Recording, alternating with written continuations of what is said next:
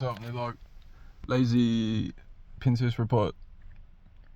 I feel like MTA is like this is like how an MTA like a simple way to put like this MTA victim like thinking about like say you're an outstanding person like a great person. It's like it's very simple psychology. It's like you're a great person, and then the malicious threat actor wants to like be a great person in a way that they want to be you in the sense that they want your greatness. It's not like they want to be a great person and they're inspired by you. Now they want like your particular greatness and they want it to be theirs. It's simple psychology. And like, but that's honestly like how malicious threat actors go. And so like the whole like what they want in that equation is like some kind of like leverage, like a vector, like a ratchet kind of finnick, like an angle to create like aerodynamic angles, like scam goals, just to like make the profit in the aerodynamic jets that they can tax and shit, like everything through their stream type shit. So it's kind of like what they do is like it comes from like a depraved criminal place because they're desperate to basically make you the person they're wanting to like steal the greatness of. They want you to want what they have, and that's how they plan to take your power basically, because it's kind of what it is sort of. And so it's funny because it's like the malicious threat actor I'm modeling this from, like I feel like they want so badly to be seen like as somebody cool who you envy, like that's what they want. They want you to like envy this person or be jealous or something, like envious of them or something like that. That's what they want, and that's like how they plan to like distract you and lull you into a false like whole like kind of system again. Like it's kind of this like system dynamic. Like they want you to enter into a system where you're basically enveloped and wrapped in an informational encapsulated kind of like Ian Colfer type, like to the underground type shit, like a vehicle, basically a vessel, like encapsulated in one of these light informational layers. Like say I have a holographic light chamber, and if you wanna like play Hypno RPG, you have to enter it. You have to like, you know, enter into the holographic light chamber, and then when you do, the light like immerses you and encapsulates you, and that's like how you can be immersed in their virtualized system, like scanned in type stuff, but it's more like software flesh, more like, and it's kind of like a light layer of software flesh enveloping the things, beings, objects in that game, like instantiated game environment or system, essentially. And so basically the whole MTA angle that I was talking about, it's like they basically want to socially engineer a kind of like persona, I guess, to make you think they're cool and to make you like want to be like. Basically, it's actually really simple. You have to treat it simple, otherwise it overcomplicates real quickly. So you just have to like use wit, like intellect to cut through to the like the core, penetrate to the core of it. So like basically they want to be seen as cool, so you want to cozy up to them and like spend time, like let me stand next to your fire, foxy lady type shit. And so basically that's what they want, and then they want to use that whole power dynamic to essentially overwrite the agency of the people who like kind of like ascribe to their false ideals and notions and things.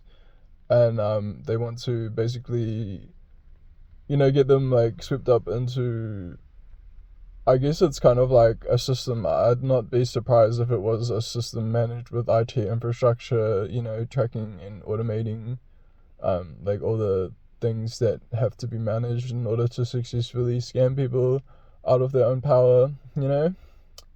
So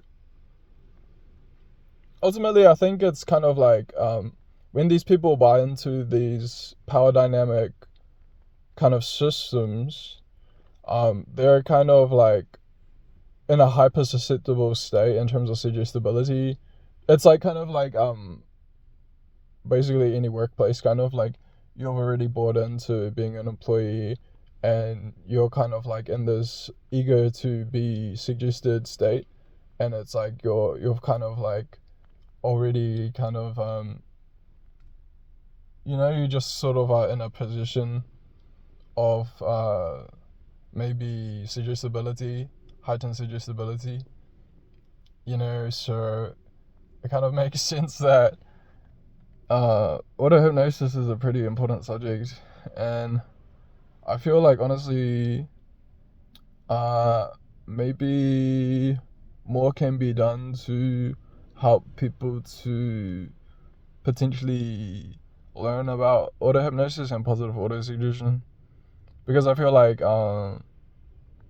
particularly like in today's world, it has probably always been the case that auto suggestion has been efficacious just given the reality we exist in.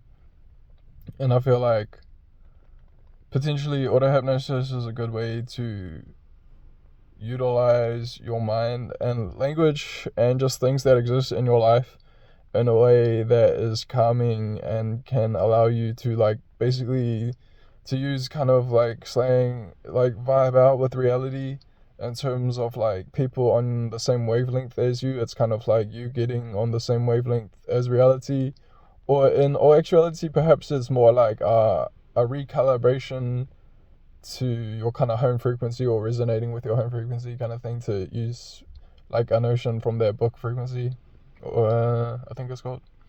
So it's kind of like, yeah, resonating with maybe your own biorhythms and biomagnetic energy, your like own vitality, in a way that allows you to sort of maybe like glow. Like if you've ever seen somebody and they're just like glowing on that day, it's like maybe they're just so resonant in terms of like they're really tuned into their home frequency, and energetically, they are kind of